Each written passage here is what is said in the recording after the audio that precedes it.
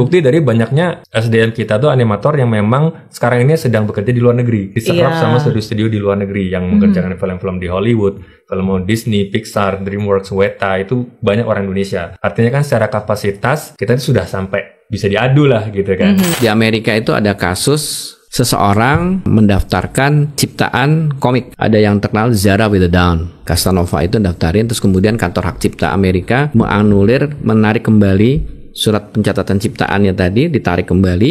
Dia bilang bahwa komiknya ini dibuat oleh AI. Jadi tidak bisa dikatakan sebagai karya cipta milik Casanova. Kan dari YouTube sendiri kayak mereka bingung gitu kan. Ini kalian apa nih, ada suspicious activity nih. Kalian ngapain? Kalian hack sistem kami apa gimana?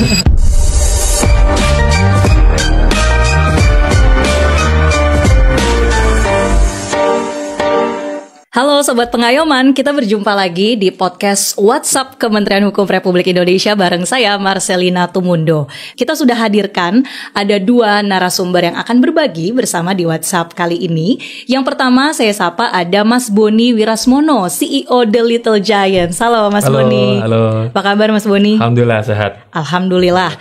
Kemudian ada Pak Agung Damar Sasongko, Direktur Hak Cipta dan Desain Industri. Pak Agung, apa kabar? Baik Mbak, terima kasih.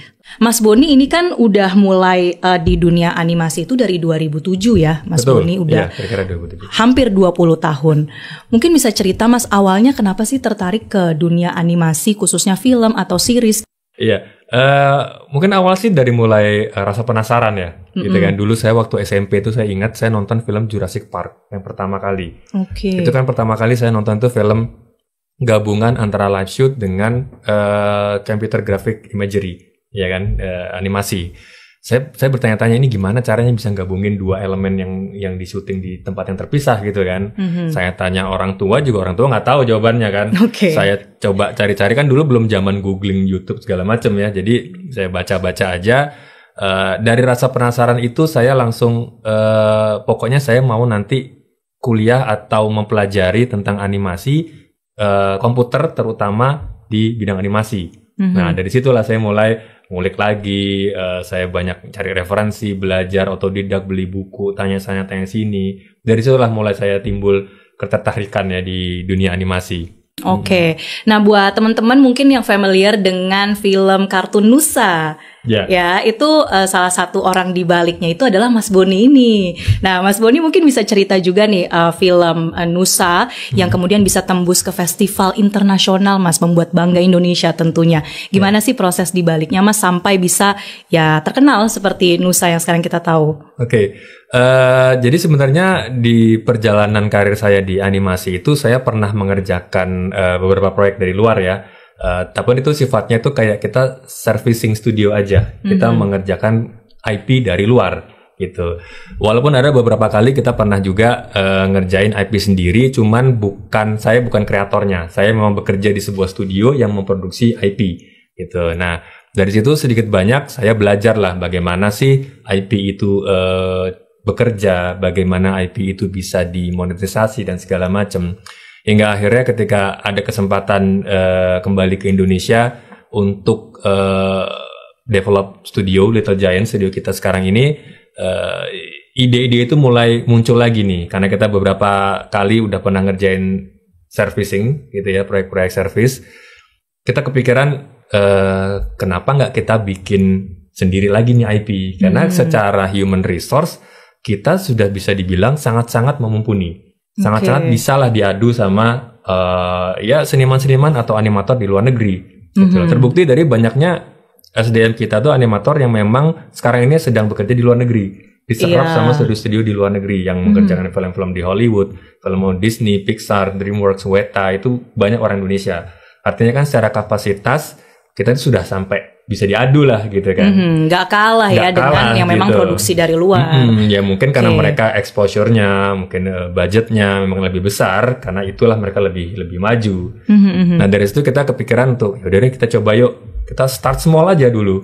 Kita bikin sesuatu yang sederhana, yang penting premisnya nyampe.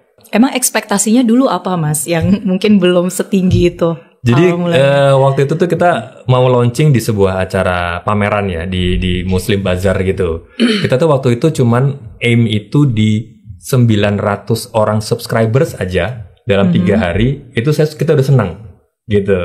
Nah, ketika kita launch, kita sebarkan ke teman-teman dekat, ke komunitas, ternyata growth-nya cepat banget. Waktu itu kalau untuk ukuran YouTube ya, kita dalam 3 hari sudah sampai 100.000 subscribers. Wow, dari 900 tadi ya. Orang. Harus lebih tinggi lagi nih berarti Mas Boni ya. Iya, itu kan luar biasa. Bahkan dari YouTube-nya sendiri kayak mereka bingung gitu kan. Ini kalian apa nih, ada suspicious activity nih. Kalian ngapain? Kalian hack sistem kami apa gimana?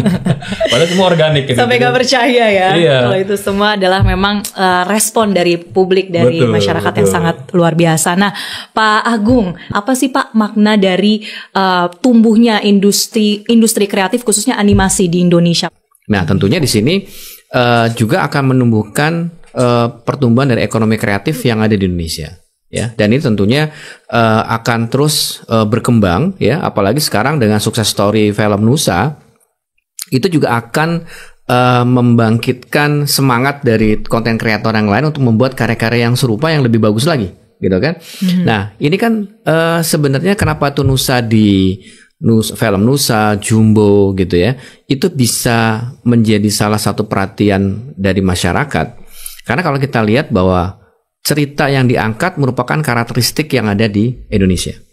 Betul-betul karakteristik yang berkembang di masyarakat kita. Dan kemudian juga ceritanya original, bukan remake dari sebuah karya dari luar negeri kemudian dibuat ulang gitu ya, tidak, tapi betul-betul yang original memang itu ada di sekitar kita. Jadi masyarakat pun juga menikmati bahwa ini adalah karya yang memang memiliki kekuatan dengan masyarakat ya.